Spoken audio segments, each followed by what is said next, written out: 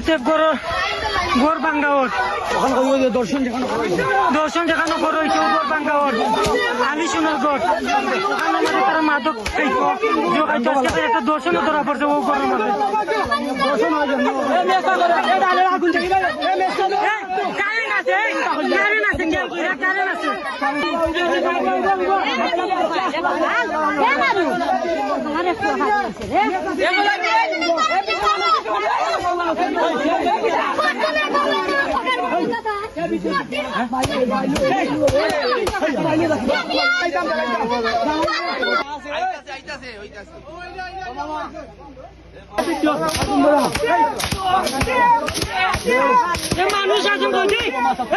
আমিও ঘুমাই গেছি আমি আর দ্বিতীয় কোন বাড়িও গেছি রাস্তার আক্কানো আমি উঠেছি উঠার পরে এই দরজাটা খুলছি খুলিয়ারই বাইরের বাতাসা মাছ পর্দা হরাইয়া দিতে আর ছুটে থাকবে না তো সারিয়া আমি বোয়া গরম লাগে ওই সময় ইয়া মাইছে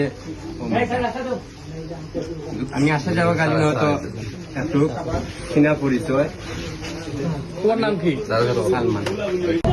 তাকে দূর সম্পর্কের চাচা কিন্তু পাড়া প্রতিবেশী একই বাড়ির 14 বছরের ছিল। আমরা দৃষ্টান্তমূলক তার শাস্তি চাই, যদি আইন কিছু না করতে না পারে আমরা চাই আমরা নিজের হাতে করবো।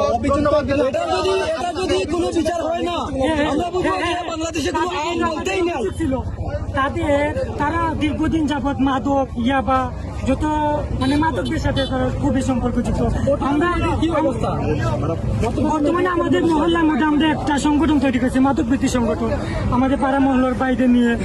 এখন এই মহল্লা আমরা সংগঠন এগিয়ে যাচ্ছে, কিন্তু আমরা সংগঠনের যে নেতার বাবা উনিও আমাদের সাথে সংযুক্ত, উনিও সবসময় আমাদের সংগঠনের সাথে সহযোগিতা করেছে। উনি বাধা দেওয়াতেই সম্ভবত এরকম ভাবে সে ঘটিয়েছে। আমরা এর দৃষ্টান্তমূলক শাস্তি চাই, আমরা এটাই আমাদের বর্তমানে কেমন অবস্থায় আছে? মেয়েটি বর্তমানে আমার জানার মতো টানা ওদের নিয়ে সম্ভবত মেডিকেলের মধ্যে আছে টানার মাধ্যমে।